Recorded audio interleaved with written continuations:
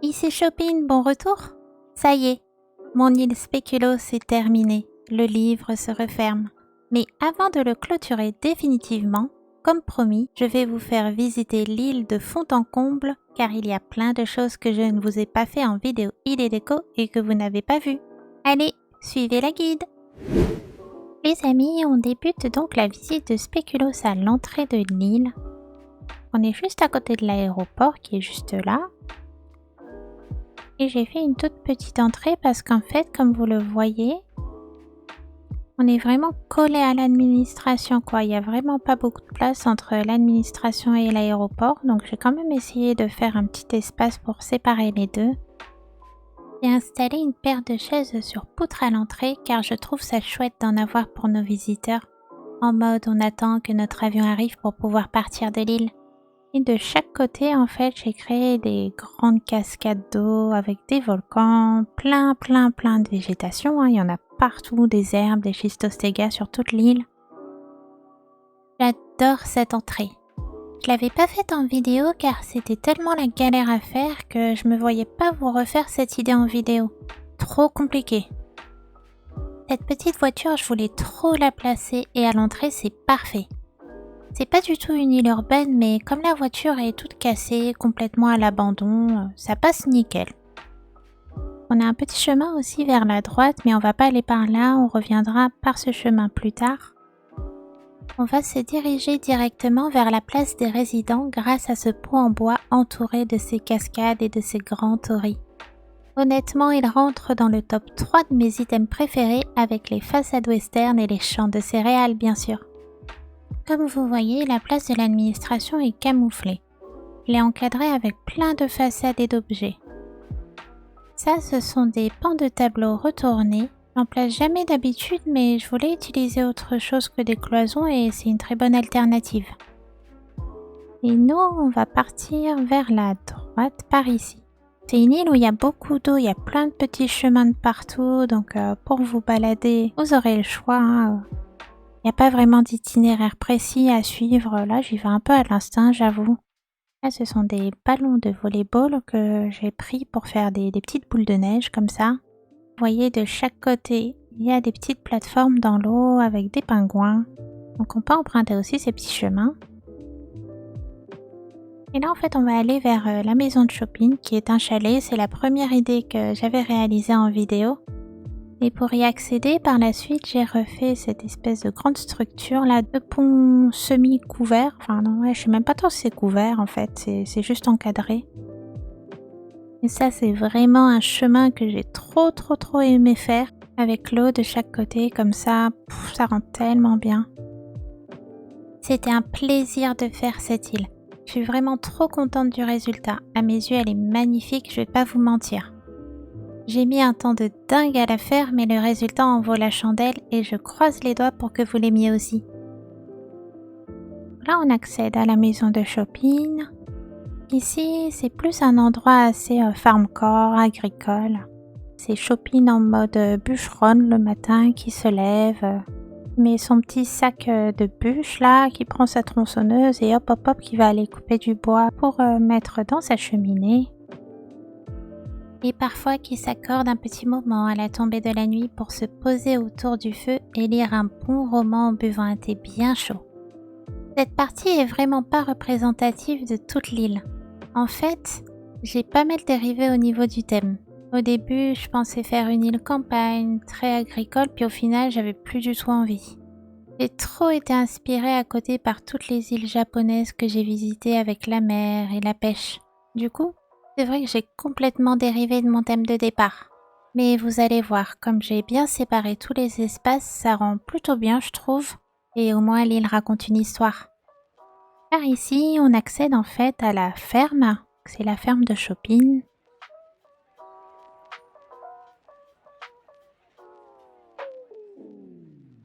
C'est vraiment une immense ferme avec sa très grande grange à l'arrière. Et sur ces cloisons simples, là, ces motifs chevaux là que j'adore, qui sont vraiment trop bien faits.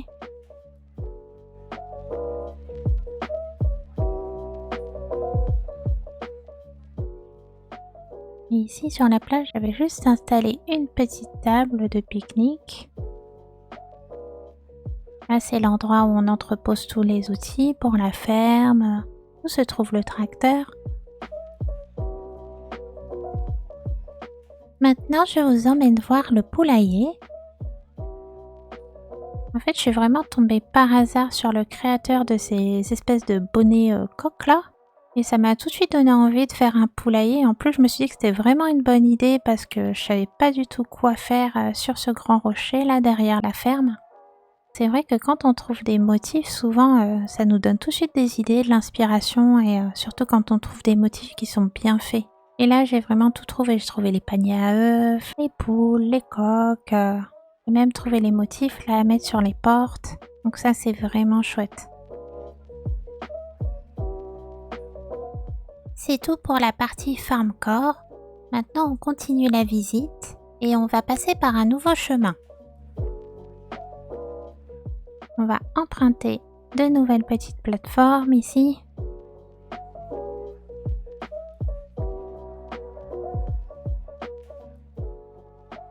Juste à la droite, c'est un petit village de pêcheurs, donc il y en a deux. Vous allez voir, j'ai fait plein de petits quartiers différents en fait pour les maisons.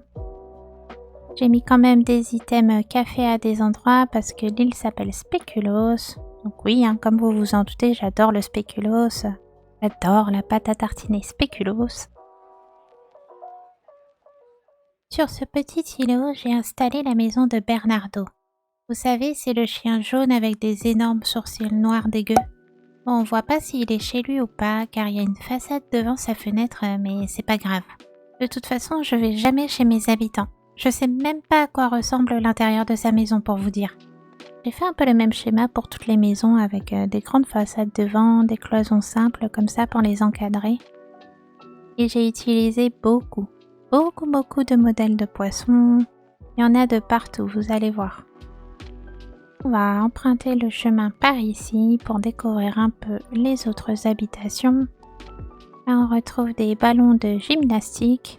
Pour changer des ballons de volleyball, là, ça fait des plus grosses boules de neige, je trouve. Nous voici devant la maison de la pêcheuse Aurore avec une belle couronne branche sur sa porte. J'ai donné des couronnes à tous mes habitants et je suis ravie car ils les ont tous accrochées et ça donne tout de suite un truc en plus niveau déco. Et comme toujours ici avec ces grandes cascades et ces grandes montagnes avec des volcans dessus. Tout au bout, on tombe sur de nouvelles petites maisons. Et j'ai calé aussi des items glace à certains endroits parce que sur une des plages il y en a beaucoup, donc c'était pour faire un petit rappel. On arrive chez Coco. Elle est tranquille sur la plage. Et ici, tout le long de la plage, on avait fait ensemble en vidéo. On avait remis des petits bateaux. Plein de wakame aussi, il y a de partout. L'île s'appelle Spéculoos, mais je vous assure qu'ici, ça sent plus la sardine qu'autre chose tellement il y a de poissons éparpillés partout. J'ai mis des modèles de pingouins et manchots sur des mannequins, il y en a pas mal à plusieurs endroits de l'île. Quand j'étais petite, j'étais fan des ours polaires et des manchots empereurs, je mettais des posters partout dans ma chambre. Dans les dernières décos, on a disposé ce phare en hauteur. Vous pouvez y monter pour admirer la vue sur l'île d'un côté et le coucher de soleil dans la mer sur l'autre. Une déco trop mignonne qui s'intègre à merveille dans le paysage. Comme vous l'aviez vu, j'ai calé la boutique des Sœurs Doigts de Fée et le musée sur la plage car j'avais pas de place ailleurs. Comme une idiote, j'ai refilé trop de spécimens à Thibaut et du coup, j'ai pas pu annuler l'agrandissement du musée. Mais bon, je referai plus cette erreur pour la prochaine île et je laisserai le musée dans sa tente. Non Coco, qu'est-ce qui lui arrive? Blablabla, le temps qu'il fait, j'ai pas envie d'être seule. Je peux passer chez toi patata. Non, désolé, j'ai pas le time. Démerde-toi tout seul. À qu'à aller pêcher un peu des poissons. Ou moi la paix. Je sais pas pour vous, mais il y a toujours un habitant. J'adore Coco, hein, franchement je l'adore. C'est mon habitante préférée. Mais H24, elle me demande d'aller chez elle, là, c'est un peu relou. On avait fait un musée avec une déco encore en travaux. Il n'est pas encore prêt à accueillir des visiteurs car toutes les œuvres d'art ne sont pas encore installées et la peinture est encore trop fraîche. Mais il va bien falloir que Thibaut se bouge un peu le cucu pour décharger toutes ses caisses et ses cartons. Le premier petit café de l'île. Là, c'est un petit stand. Juste à côté, on trouve la boutique des Sœurs Doigts de Fée.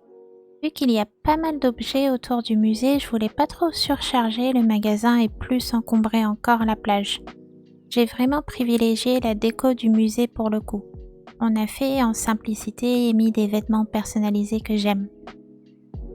Je largue toujours plein d'objets sur le sol, vous me connaissez maintenant. Un petit navet bien pourri et un sac furoshiki. Oh là là, j'ai bugué sur celui-là. Sumimasen. Et pardon en japonais. On revient ici, à l'entrée du petit îlot et à la maison. Juste à droite, j'avais refait un petit coin pêche, voilà, pour pouvoir pêcher dans la rivière. On va repasser par la gauche, on va repasser par l'entrée et l'administration. Juste ici, j'ai réalisé un coin évier public avec une statue de tête colossale retournée derrière. Et une chouette idée à faire, un petit coin comme ça pour venir s'hydrater sur l'île. En plus, c'est super rapide et c'est assez original. Regardez, un des habitants a même oublié sa bouteille d'eau. Voilà pour cette partie de l'île. On va aller de l'autre côté, je vais vous montrer un peu. Oh non, mais qu'est-ce qu'il veut lui? À tous les coups, il va me refiler encore un vieux truc moisi. J'ai trouvé le surnom parfait pour toi. Oh non, je sens que c'est un surnom éclaté au sol encore. Saucisse. Ah bah super le surnom. Le gars il me traite de merguez en fait. Généralement quand ils me demandent ça, je leur redonne mon prénom et ils me disent « Oh, tu veux garder le même prénom alors ?» Et basta, ils me fichent la paix.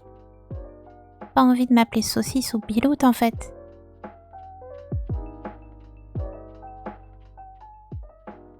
C'est une nouvelle vie qui commence pour toi, ma grande pote Chopine. Et c'est vraiment l'idiot du village, lui. Je m'appelle déjà Chopine de base. Oh god, j'en peux plus de ces habitants, je vous jure. Et encore, aujourd'hui, on a de la chance car ils portent les vêtements que je leur ai offerts. Ça fait des semaines que dès que je joue, je vais les voir pour leur en offrir afin qu'ils aient un look qui aille un peu avec l'île. Car on le sait bien, leurs habits de base sont juste moches. Donc là, je suis trop contente que pour une fois, ils les portent. On tombe sur la boutique Méli-Mélo, donc c'est la dernière vidéo idée déco qu'on a faite sur l'île. C'est une poissonnerie, un magasin de pêche. On trouve vraiment de tout ici en matière de poissonnerie, du saumon. On peut même acheter du poulpe, avec une petite canne à pêche. Derrière la boutique, j'avais fait un petit endroit ici pour pouvoir laver le poisson, pour le découper, enlever les arêtes, couper les têtes. Et en hauteur de la boutique, j'avais refait ici un endroit pour s'asseoir et prendre le café. Une terrasse toute mignonne avec ce joli point de vue sur le lac de l'île. C'est un endroit plutôt chill et poétique comme je les aime. Pour ceux qui me connaissent déjà, vous savez que le café et moi, c'est une grande histoire d'amour. Je ne peux pas ne pas réaliser au moins un café sur mon île. C'est un peu ma signature.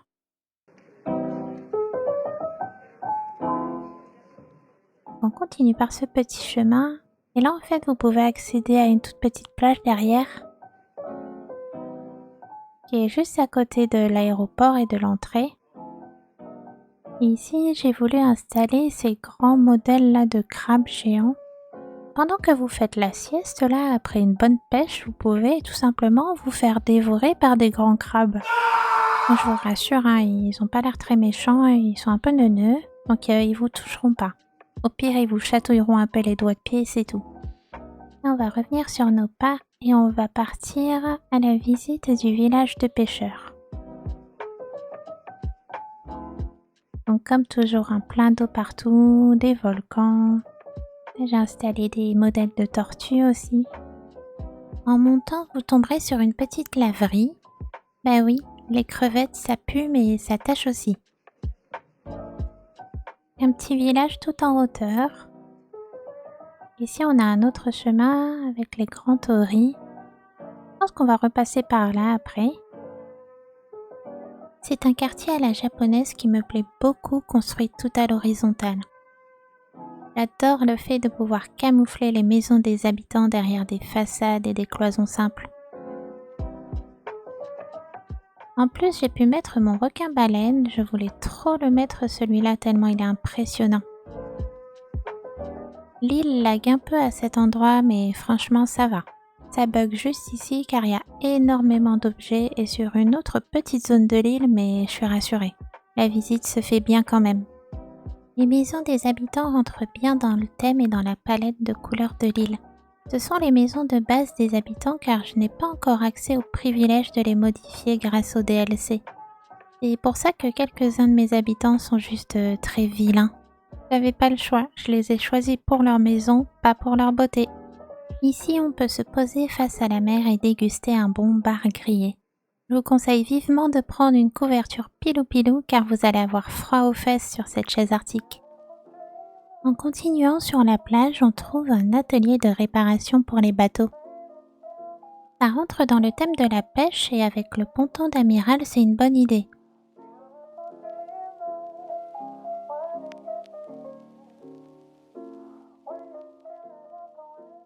Il y a tout ce qu'il faut pour les réparer et les remettre à neuf comme de la peinture et toute autre sorte d'outils.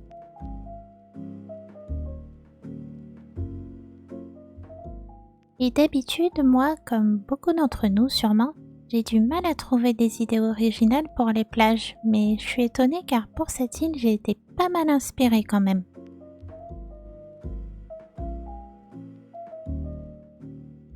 Tout au bout, on tombe sur cet âtre poisson avec ses petits coussins tout autour. C'est un lieu de rendez-vous pour les pêcheurs le soir, plutôt zen et agréable, je dirais. Ah, je suis triste parce que d'habitude, ce navet, il y a des fourmis qui sortent et là, il n'y en a pas. Je sais pas, elles sont en grève. Ici, c'est la façade derrière le village de pêcheurs. Il y en a partout. Ça donne beaucoup de relief. En tout cas, pour cette île, fallait pas que je sois en manque de façade western et d'arrêt de bus. Tous les jours, j'en commandais pour être sûre de ne pas être à court. J'ai fini de vous montrer toute cette partie. En tout cas, en venant ici, pas besoin de ramener votre canne à pêche et votre chaise pliante car il y a des emplacements déjà aménagés à chaque recoin de l'île. Maintenant, on va gentiment se diriger vers la gauche en relongeant la plage pour aller explorer l'autre partie de l'île et monter ensuite un peu plus dans les hauteurs.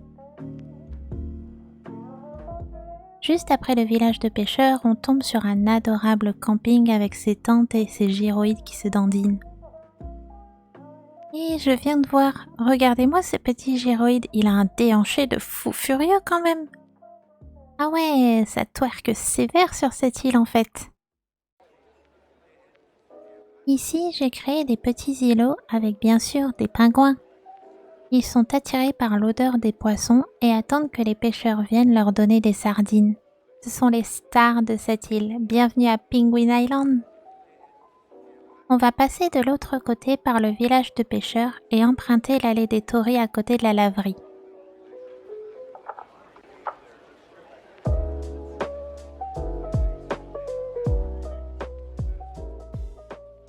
Bon, c'est assez sportif comme visite. On monte, on descend, on saute à droite et à gauche.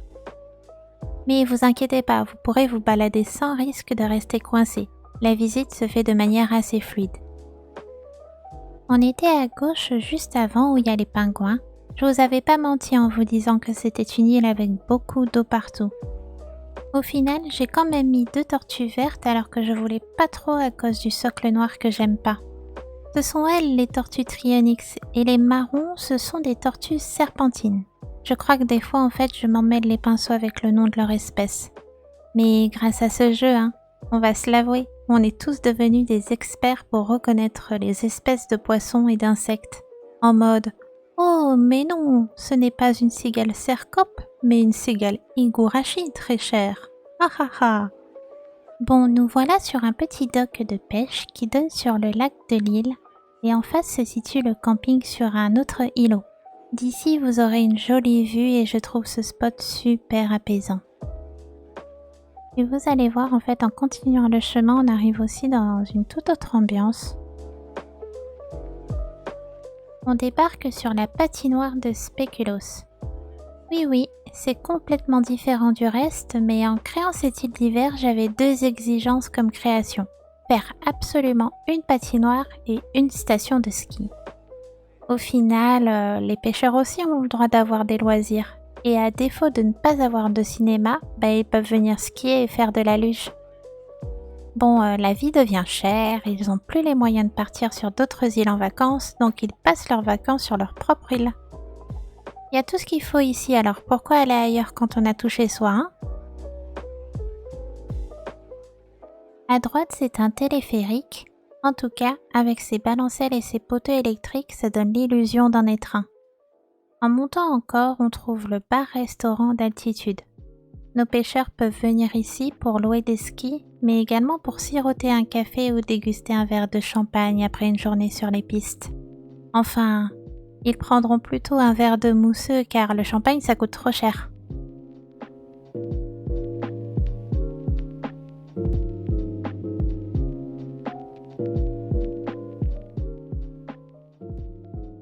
Pour profiter pleinement de leurs vacances, ils pourront aller se détendre et se ressourcer à la station thermale. C'est une idée assez unique et originale à faire que j'adore.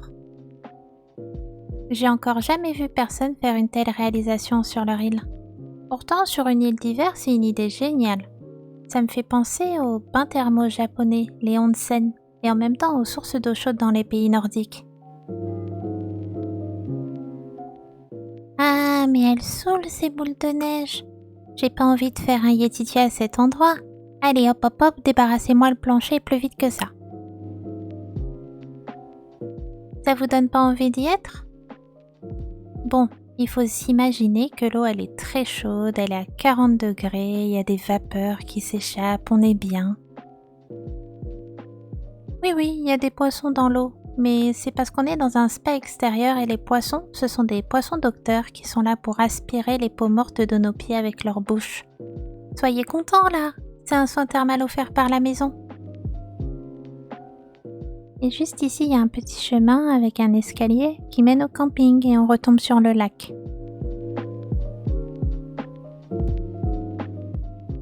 J'ai décoré le campement avec une petite table, 2 chaises troncs et à l'autre bout une cuisine extérieure pour faire griller le poisson qu'on a pêché dans la journée. Bien sûr, comme l'hôtel c'est pas donné, nos vacanciers peuvent dormir sous une toile de tente, mais en même temps, avec un tel paysage, c'est un camping 5 étoiles, n'est-ce pas?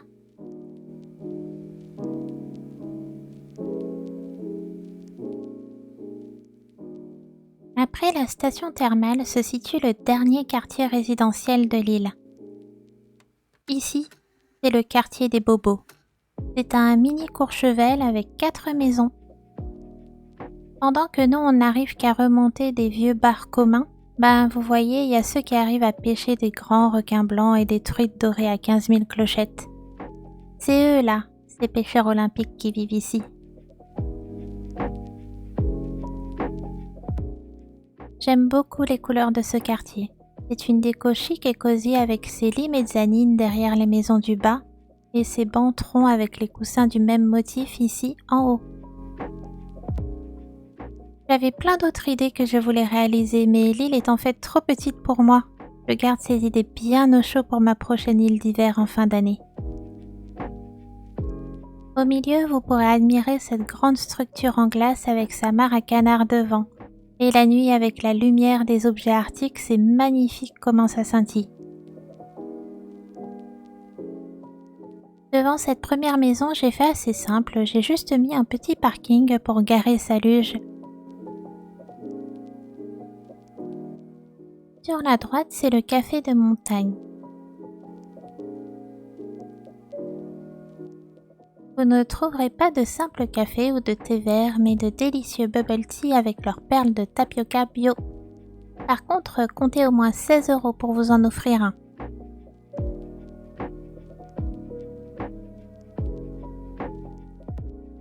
On va passer par cet escalier après pour aller sur la plage, mais je vais juste vous montrer devant vite fait.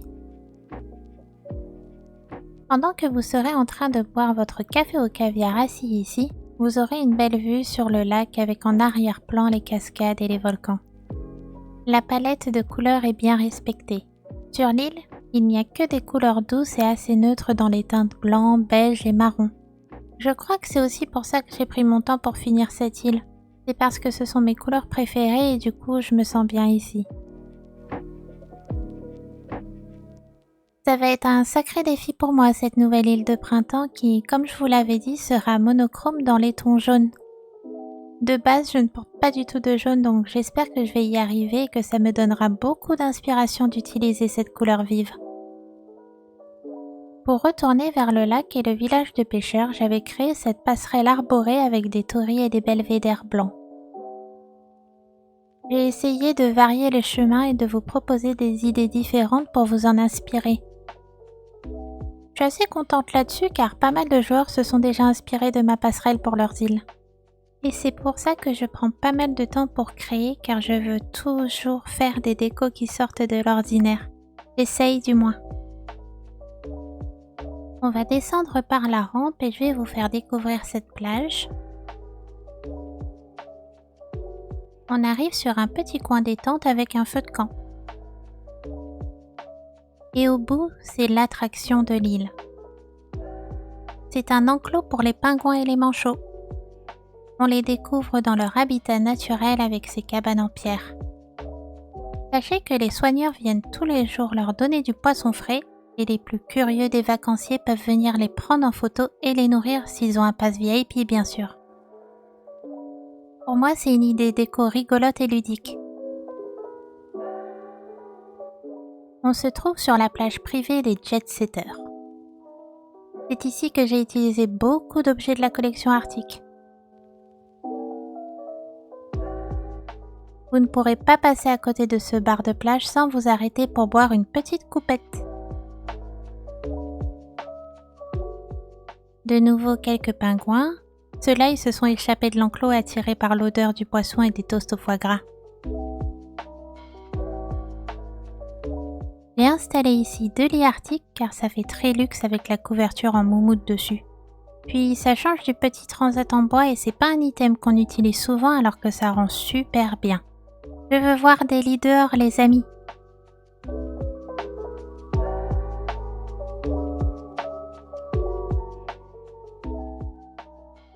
Je crois que la visite arrive à sa fin. Si on passe par la droite, on retombera sur la patinoire, mais on va pas prendre ce chemin pour rentrer. Nous, on va repasser par le village de pêcheurs. Oui, en tant que guide insulaire de qualité supérieure, je me dois de vous raccompagner jusqu'à l'entrée de l'île, bien sûr. En tout cas, j'espère que cet Island Tour vous a plu et que vous viendrez découvrir Spéculoos à votre tour en rêve. Bien entendu, je vous glisse le code onirique dans la description de la vidéo. Sachez que c'est une île qui m'a pris énormément de temps. J'y ai mis tout mon cœur. Je suis quelqu'un de très perfectionniste et le moindre détail a son importance pour moi, donc j'espère vraiment que vous l'apprécierez à votre tour. Par contre, ne vous aventurez pas dans les maisons car aucune ne sont décorées à l'intérieur, même pas la mienne.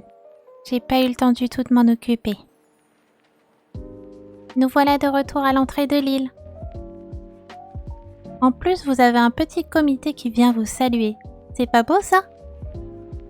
Merci de m'avoir suivi pendant la visite. J'espère que tu n'es pas trop essoufflé. Si tu as aimé me suivre pendant toute la création de cette île, je te laisse me mettre un pouce j'aime. N'oublie surtout pas de me dire ce que tu en penses si tu prévois de la visiter en rêve. Maintenant, à nous le soleil, les fleurs, le pollen dans les narines et vive le printemps! Prépare-toi bien car on commence bientôt une nouvelle île, alors abonne-toi si tu veux vivre ce nouveau départ à mes côtés. On se retrouve très vite. Un bisou. Salut!